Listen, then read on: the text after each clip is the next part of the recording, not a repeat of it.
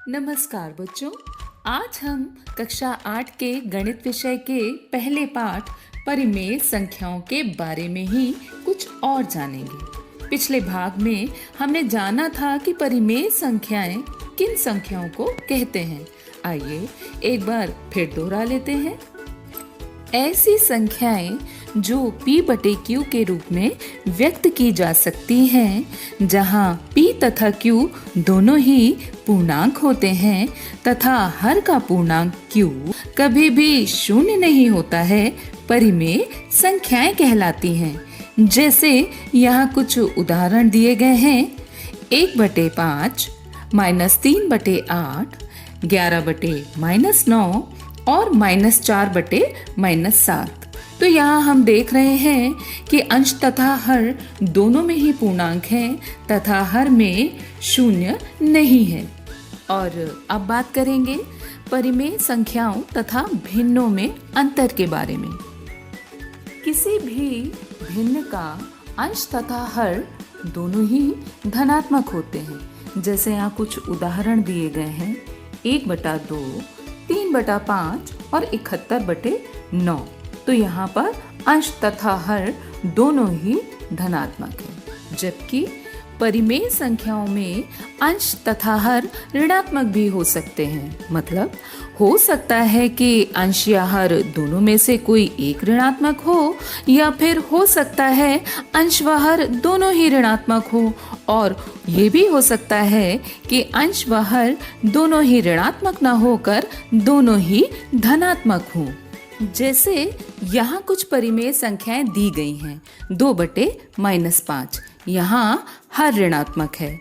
-1/8 में अंश ऋणात्मक है।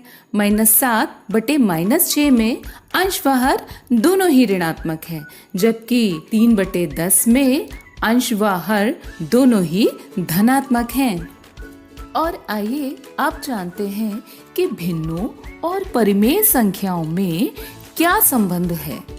देखिए, यहाँ पर चित्र में 2 वृत्त दिए गए हैं, एक नीला और एक पीला।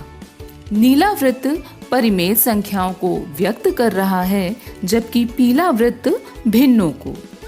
तो हम देख रहे हैं कि पीला वृत्त तो पूरी तरह से नीले वृत्त के अंदर है, लेकिन वह नीले वृत्त को ढक नहीं पा रहा, और नीले वृत्त का काफी हिस्सा पीले वृत्त के बाहर है। तो इसका मतलब ये कि सभी भिन्न परिमेय संख्याएं ही हैं, लेकिन सभी परिमेय संख्याएं भिन्न नहीं। और आइए अब जाने समतुल्य परिमेय संख्याओं के बारे में। किसी भी परिमेय संख्या के अंश तथा हर में एक ही शून्येतर यानी कि शून्य को छोड़कर किसी भी पूर्णांक से गुणा करने पर समतुल्य परिमेय संख्या प्राप्त होती है। जैसे यहाँ एक परिमेय संख्या 2/-5 दी गई है। तो पहली बार हमने इसके अंश और हर में 2 का गुणा करके समतुल्य परिमेय संख्या 4/-10 प्राप्त की। इसी प्रकार अगली बार अंश व हर दोनों को 3 से गुणा करके समतुल्य परिमेय संख्या 6/-15 प्राप्त की। जबकि अगली बार हमने अंश व हर दोनों को -1 से गुणा किया है, और इस प्रकार हमें समतुल्य परिमेय संख्या -2/5 प्राप्त हुई। तो इसी तरह आप किसी भी परिमेय संख्या की अनंत समतुल्य परिमेय संख्याएं ज्ञात कर सकते हैं। तो बच्चों, अभी आपने देखा कि तीसरे उदाहरण में ऋणात्मक हर वाली परिमेय संख्या 2/-5 का हर किस प्रकार अंश व हर को -1 से गुणा करने पर धनात्मक हो गया। तो हमने ये जाना किसी परिमेय संख्या के हर को धनात्मक बनाने के लिए उसके अंश व हर दोनों को ही -1 से गुणा किया जाता है। जैसे यहाँ पर धनात्मक अंश व ऋणात्मक हर वाली परिमेय संख्या 2/-3 दी गई है।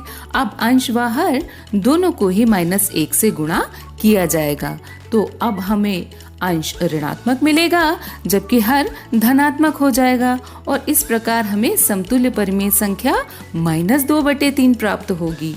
इसी प्रकार अगली परिमेय संख्या -17/-4 में अंश व हर दोनों ही ऋणात्मक हैं। तो अब इसके अंश व हर दोनों को ही -1 से गुणा करेंगे जिससे हमें धनात्मक अंश और धनात्मक हर वाली परिमेय संख्या 17/4 प्राप्त हो जाएगी।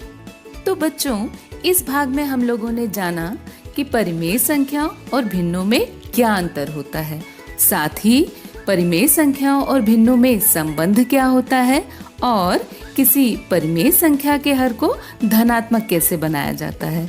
तो बच्चों, इस भाग में इतना ही। अगले भाग में फिर मिलेंगे नए टॉपिक के साथ। तब तक के लिए पढ़िए, खेलिए और स्वस्थ रहिए। जय हिंद, जय भारत।